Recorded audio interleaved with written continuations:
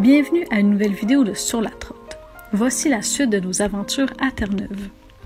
Une fois retraversés sur l'île de Terre-Neuve, nous avons redescendu la péninsule Nord et avons fait un arrêt sur le sentier de Steve au Parc national Gros-Morne. Très belle marche qui nous a donné une très belle vue sur l'eau, les montagnes et en prime sur un phoque.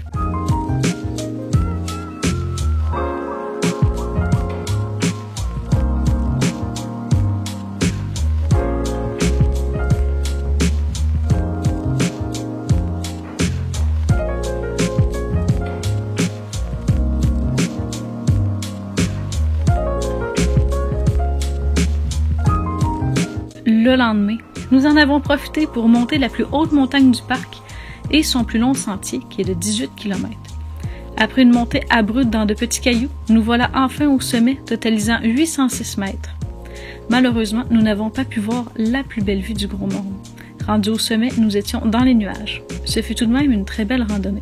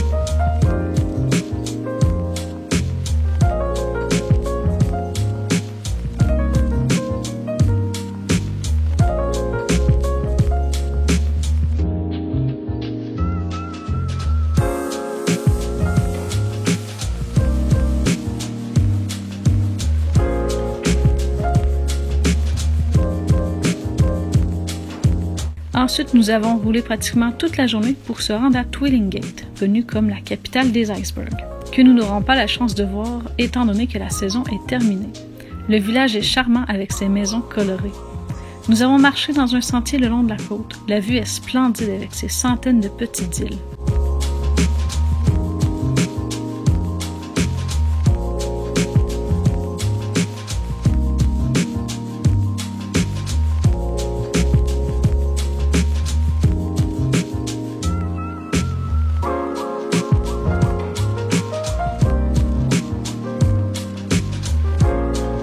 Un des sentiers se rend au fort Longue Pointe.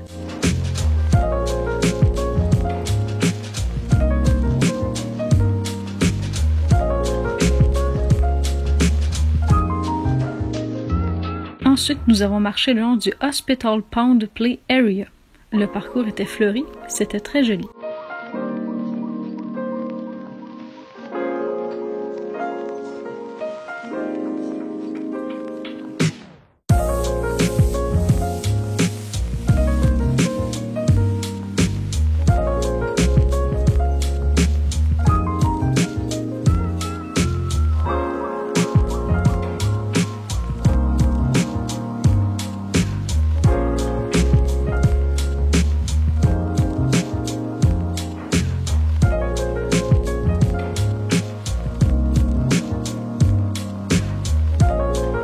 Nous avons fait la visite du Prime Bird Fishing Museum.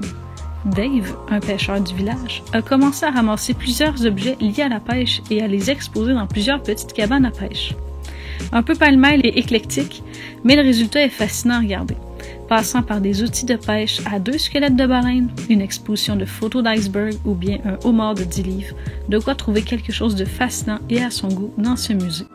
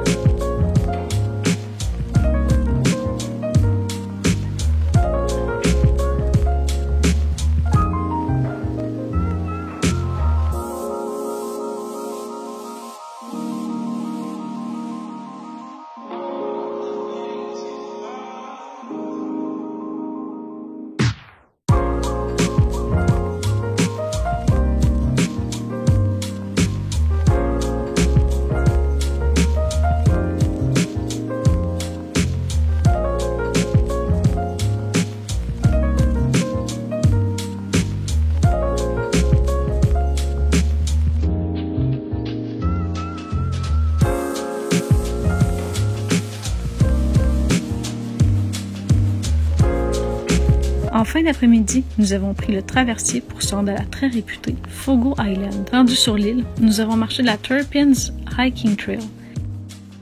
En après-midi, ce fut le sentier Joe Batts Hiking Trail.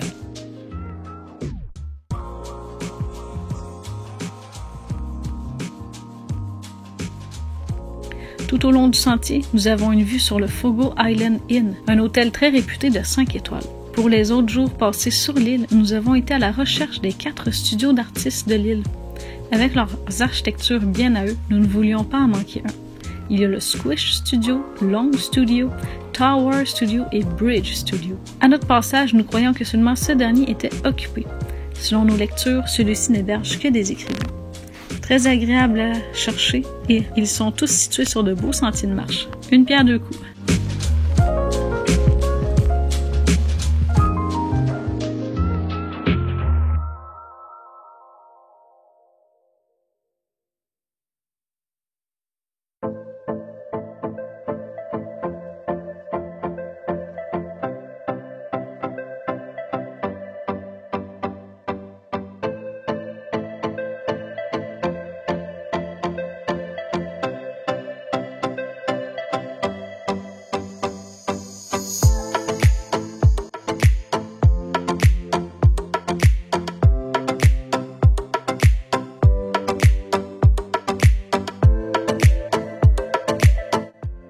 Rendu à Gander, nous avons visité le North Atlantic Aviation Museum. Le musée relate l'histoire de la ville et de son implication au niveau aérien, car Gander fut durant un moment l'aéroport le plus achalandé au monde. Dû à sa position stratégique, les avions s'arrêtaient ici pour refaire le plein avant les vols transatlantiques directs. C'était une plaque tournante durant la Première et Deuxième Guerre mondiale aussi. Gander a été une grande aide pour les passagers de vols aériens le 11 septembre 2001. Plus de 200 vols furent redirigés au Canada et 42 à Gander. La ville hébergea les personnes à bord de ces vols, ce qui fit doubler la population, qui était 10 000 à l'époque. Les citoyens ont été d'une grande générosité à héberger, nourrir et divertir ces gens.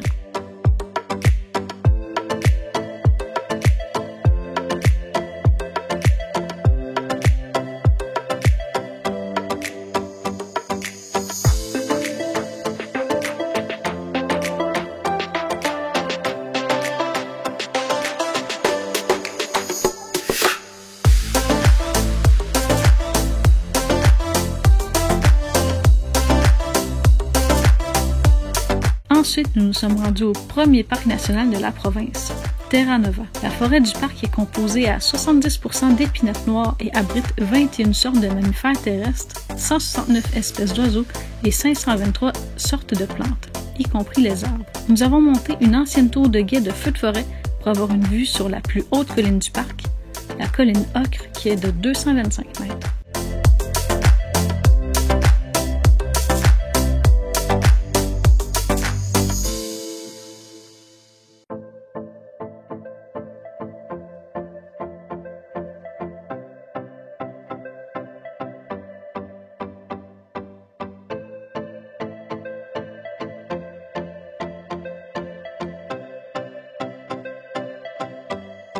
Ensuite, visite du centre d'accueil qui offre une exposition sur les animaux présents dans le parc ainsi que plusieurs bassins qui abritent des espèces marines. Petit fait surprenant, l'oursin vert possède 5 dents pointues qui peuvent percer un trou dans la roche.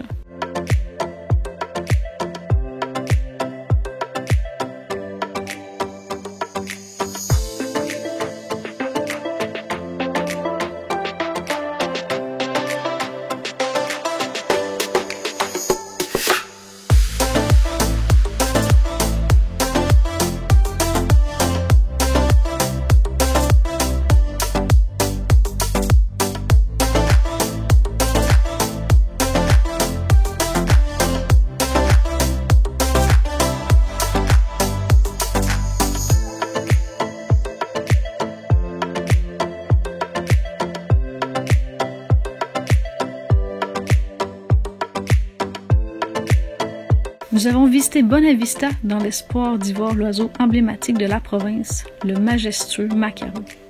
Malheureusement pour nous, leur séjour était terminé. Nous en avons vu 2 en plein vol autour d'une île.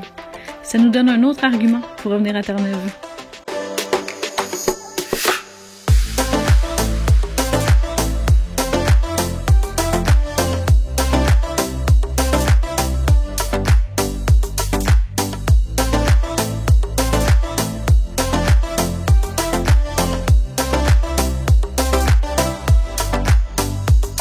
sommes allés voir le Dungeon Provincial Park, qui est un trou dans la terre possédant 2 arches naturelles. C'était doublement joli, considérant que pour s'y rendre, nous avons passé dans un pâturage communautaire.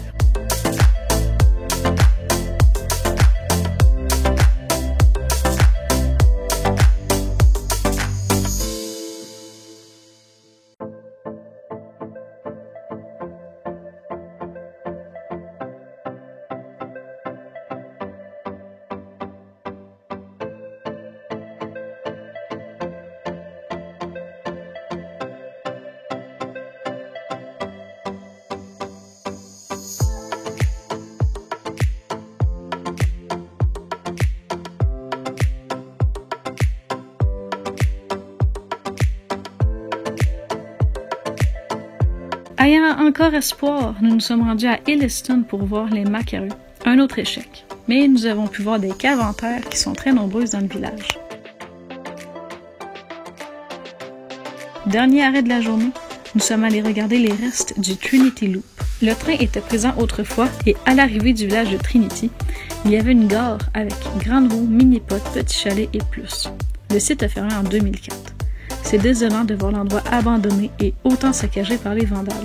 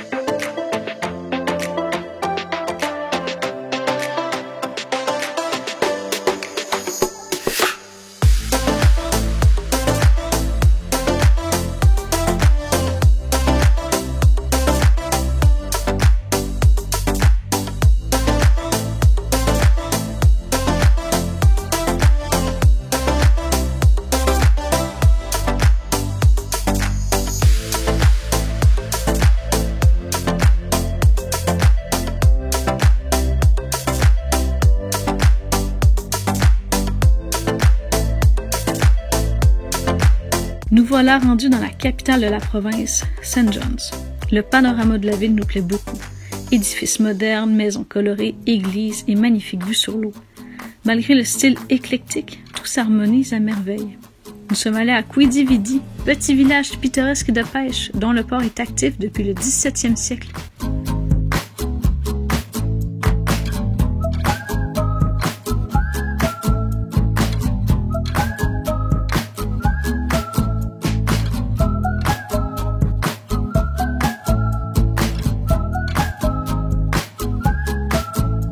En prime devant un musée, les statues des races de chiens Terre-Neuve et Labrador. Nous nous sommes rendus au point le plus à l'est du continent, situé à Cap Spear.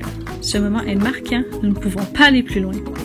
Malheureusement, avec le temps très gris, nous n'avons pas pu être les premiers du pays à regarder le lever du soleil. Nous avons visité le fort de Cape Spear, plus vieux de la province, 1835, ainsi que fait les sentiers sur le site. Cela nous a permis de marcher dans d'anciennes batteries utilisées durant la Deuxième Guerre mondiale.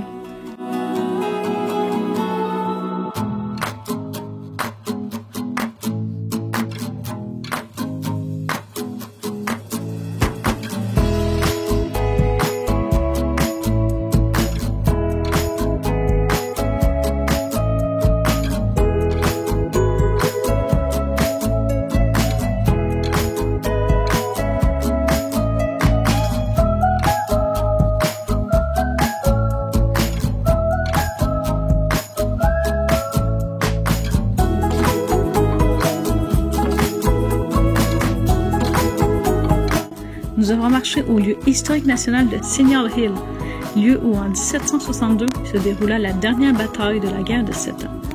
Pour terminer, belle promenade dans The Battery, quartier iconique de la ville. Pour notre dernière journée dans la capitale, nous nous sommes baladés dans le centre-ville ainsi que sur la Gower Street. C'est sur cette rue que se trouvent les fameuses maisons colorées. C'est un pur plaisir pour les yeux. La tradition des maisons de couleurs vives à Terre-Neuve viendrait du fait qu'au retour de leur pêche, les pêcheurs voulaient reconnaître rapidement leur maison à travers le brouillard. Le lendemain, nous avons décidé de retourner prendre le bateau à Port-au-Basque, donc nous avons retraversé l'île. Le premier arrêt sur la route fut de faire le tour du Cobb's Pond Trail à Gander. Ce fut un agréable sentier pour nous dégourdir les jambes.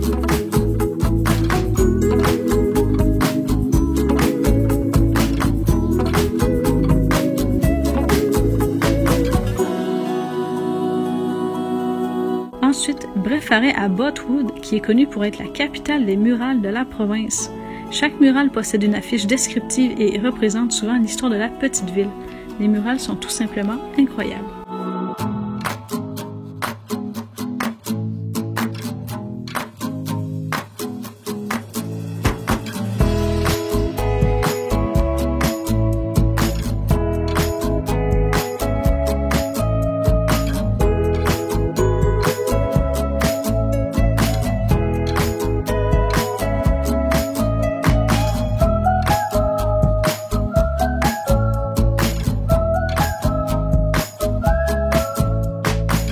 Nous suivions de proche les disponibilités du ferry pour revenir sur le continent. Étonnamment, quand nous avons regardé sur le site internet, les disponibilités avaient disparu et allaient seulement à plusieurs jours plus tard. Nous sommes donc retournés au parc national du Gros-Monde. Nous avons commencé par marcher le sentier Green Gardens. À la fin de la randonnée, nous avions une super vue sur le littoral ainsi que sur des roches volcaniques formées il y a longtemps lors d'éruptions de lave dans l'eau de mer.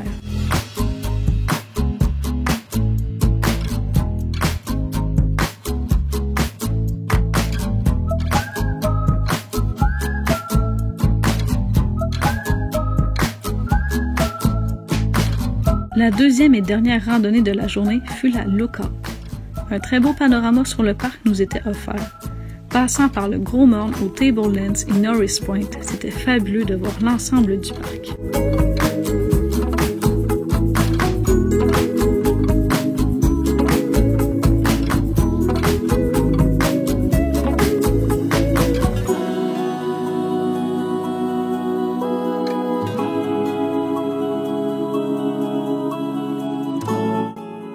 Nous avons visité l'insectarium de Terre-Neuve.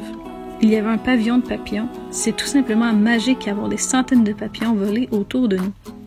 Il était très intéressant d'en apprendre plus sur ces petites créatures.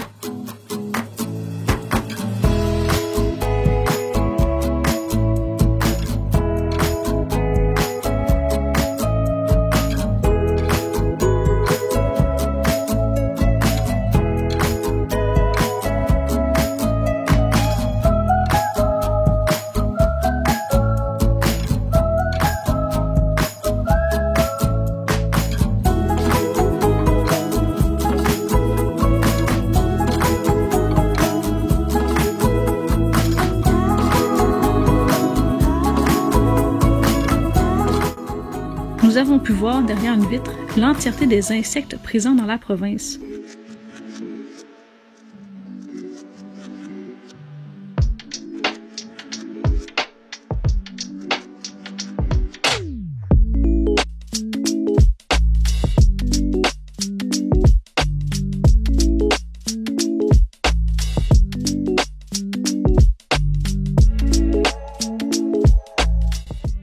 L'insecte le plus lourd est le scarabée Goliath, tout un insecte imposant. Une grande ruche trône dans la pièce. C'est fascinant de regarder les abeilles travailler et d'en apprendre plus sur elles. Les abeilles ouvrières vivent jusqu'à 45 jours et ont des tâches définies selon leur âge. Leur organisation est épatante.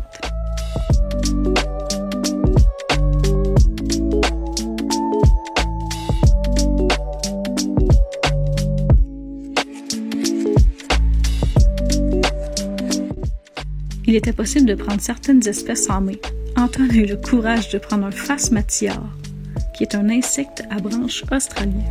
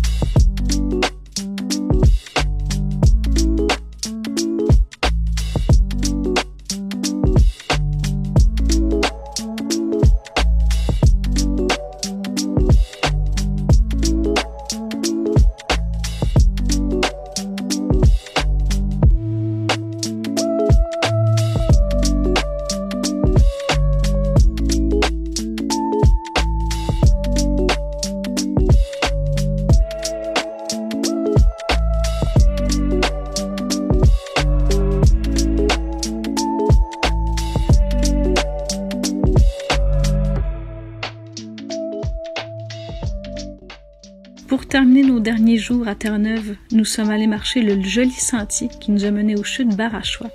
Elles sont tout simplement magnifiques.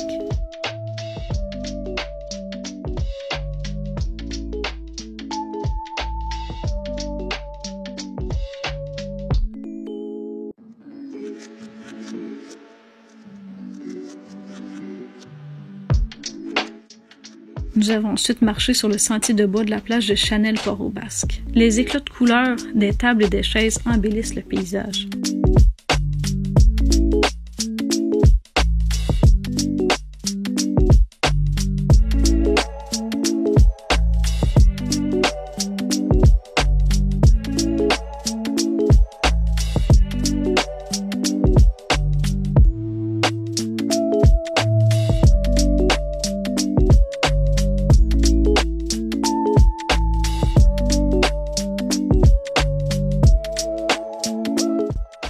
Ensuite, promenade au village Île-aux-Morts, nous avons eu un coup de cœur pour ce sentier. Il y a tout ce qu'on imagine de Terre-Neuve.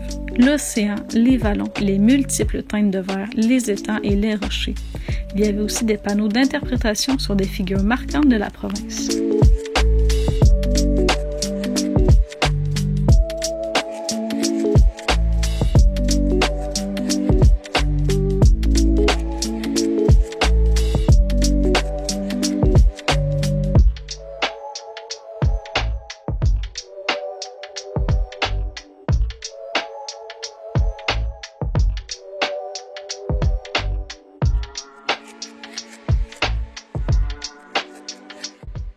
C'est avec le cœur gros que nous quittons une province totalement charmante, de par ses habitants sympathiques remplis de bonté, son histoire géologique épatante, ses paysages à couper le souffle et son histoire chargée.